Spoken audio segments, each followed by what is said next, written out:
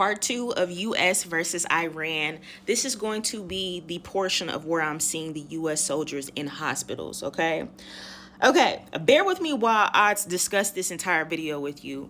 I used to work in the ED. I did the ED, I did med surg, I used to do nursing homes, clinics, I used to do the whole frontline type of thing.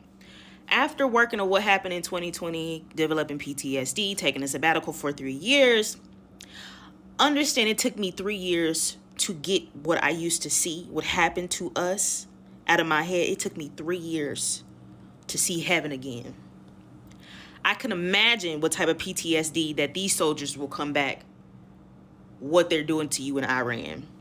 Some of you, a good majority of you will not make it back from what you are getting yourself into in the military, okay? So, I'm trying to say this nicely, but sometimes you can't do nice. Sometimes you got to really beat it in somebody's head.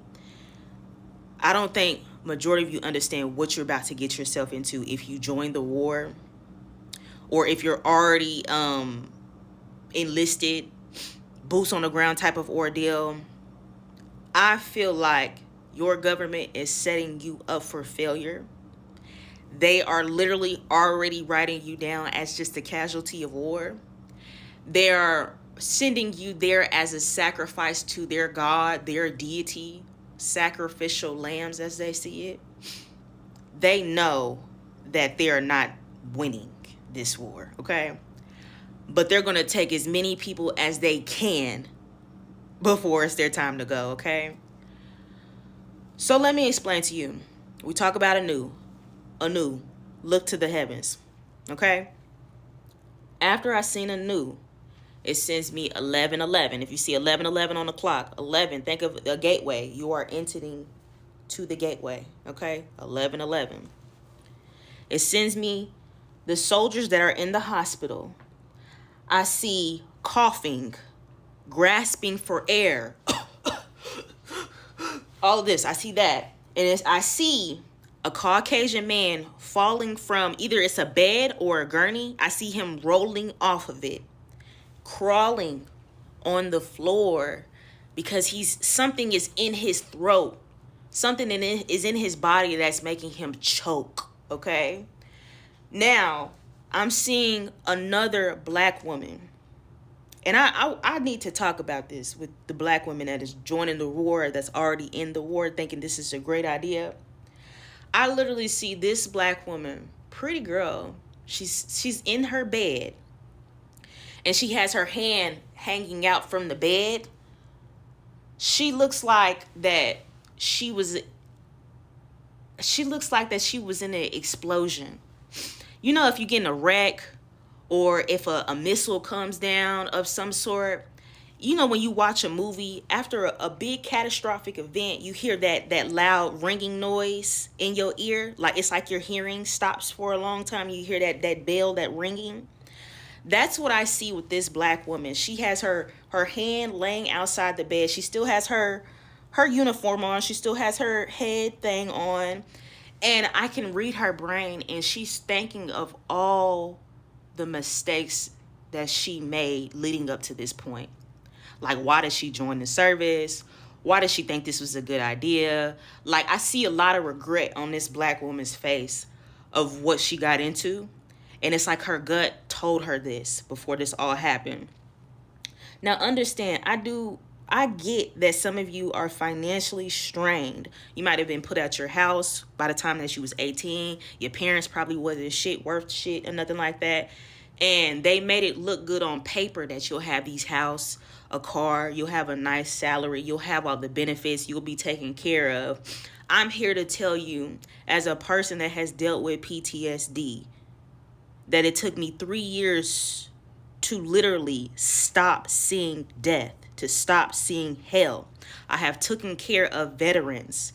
I have taken care of people when it comes to World War II, Vietnam, all of them. That carries, that simulation of what they seen every day in the war carries with them until death.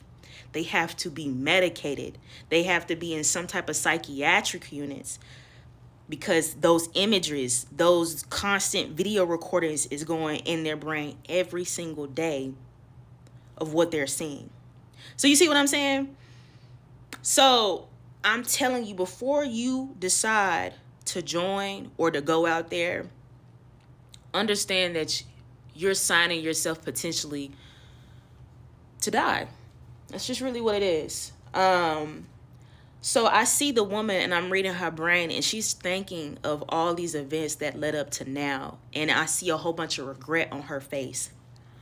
When I'm looking in this, it looks like an ED to me, or it looks like a place that they just opened up, and it's an open floor concept. So if you ever look at like an emergency department, you might see of like those new and advanced hospitals where they have rooms, like those glass door rooms where you can come in and out. I don't see that for this place. I see that it's an open floor concept where they just have beds, gurneys everywhere, and everybody's just working on the bodies as much as they can. And you can close it with like a curtain or whatever, but I don't see rooms that they're putting people in. You know what I'm saying? So I'm seeing that this is a trauma floor. Everybody boots on ground in the hospital, front line. Okay. Ugh, I hated working in the hospital. I hated it. Okay. So the Caucasian man is rolling off the gurney. He's grasping for air. There's a woman who looks like that she's in shock because maybe she was in part of like an explosion or something that's happening. There's a whole bunch of ringing.